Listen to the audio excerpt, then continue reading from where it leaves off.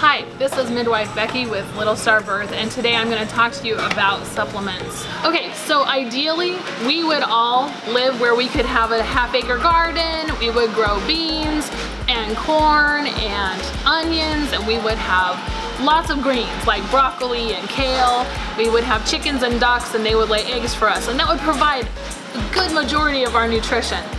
Most of us, including myself, don't live in that kind of location. We live in a suburban location or maybe even an urban location with apartments or a shared house. So that means that we need to look for other ways to get our best nutrition. So most of us have taken a nutritional supplement at some time or another. Like, for example, if you've taken vitamin C when you have had a cold, that is a nutritional supplement. Basically, anything that you take that isn't regular food, even if it's derived from food, would be a nutritional supplement. So as with anything, make sure you always discuss your nutrition decisions with your midwife or other maternity care provider. Today I'm going to start talking about prenatal vitamins. That's sort of the most basic supplement that pregnant women take. So even just from this shelf right here, you can see there are lots of choices. This is one example. I'm not advocating for this one brand, but really I want you to find the ingredients that work best for you.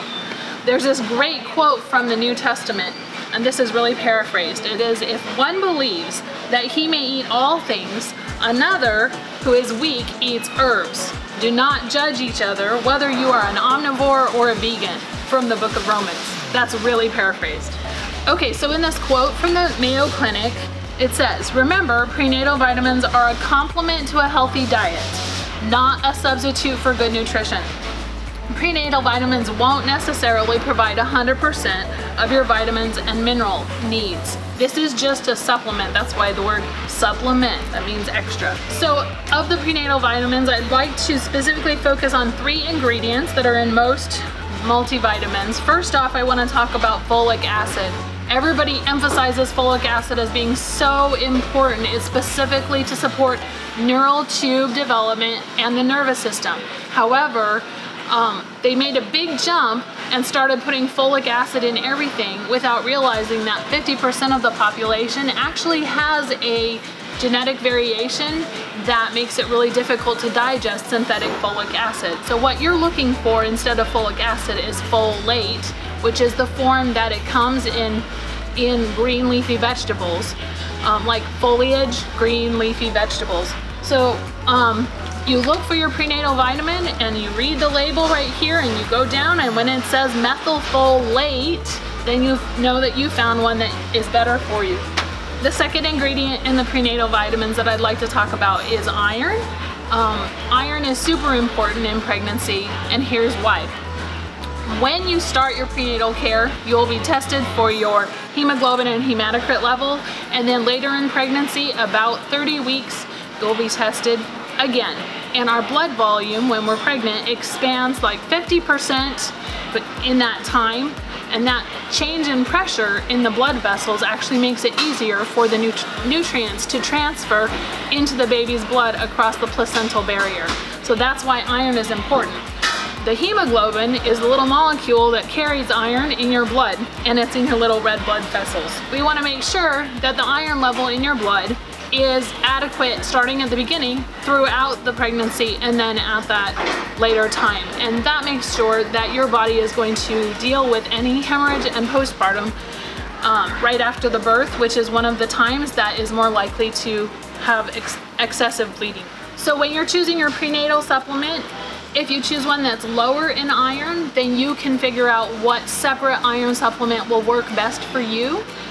Because digesting iron can be especially hard on your intestines. I recommend for many pregnant women to consider a liquid supplement. It's like a concentrated juice, and it's much easier to digest because it's all plant-based.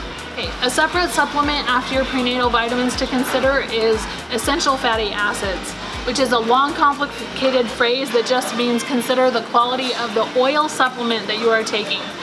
Traditionally, this has been cod liver oil. Everybody's heard about how nasty it is to take cod liver oil. It can be any kind of fish oil that has been carefully screened for its heavy metal content, which is the main concern about fatty fish products. So krill oil, salmon oil, or cod liver oil, and it's available in lots of different forms as well. One that I recommend is a capsule form from Nordic Naturals, but any brand that has been carefully screened for the heavy metal content is a good source. It's also available in gummy form and sometimes a liquid form that you just take off a spoon. Okay, so now I want to talk to you about probiotics. Did you know that your microbiome is in the news? It's all about microbiome and bacterial levels, because what we're finding out is that bacteria affect our nutritional health, it affects our intestinal health, our immune health, even our mental health is affected by probiotic level, and that's just as important in pregnancy as at any other time. So since there's many kinds of probiotics on the market, I'm just going to give you a couple of general guidelines for choosing your probiotic. First of all, pay attention to whether you choose it from a shelf like this or from the refrigerator section, because after all, we're talking about bacteria, and those are called live active cultures, and that means they're alive, so you want to keep them in the environment that will keep them best healthy, so that it gives you the best nutrition. You also want to look for a supplement that has at least 8 to 10 varieties of bacteria, and you want to include, and I have to read this, Acidophilus, Bifidus, Lactobacillus, and if you can, Saccharomyces boulardii, and that helps protect you against hospital-borne infection. So I hope that some of these hints about supplements have been helpful for you when you're making decisions now or in the future.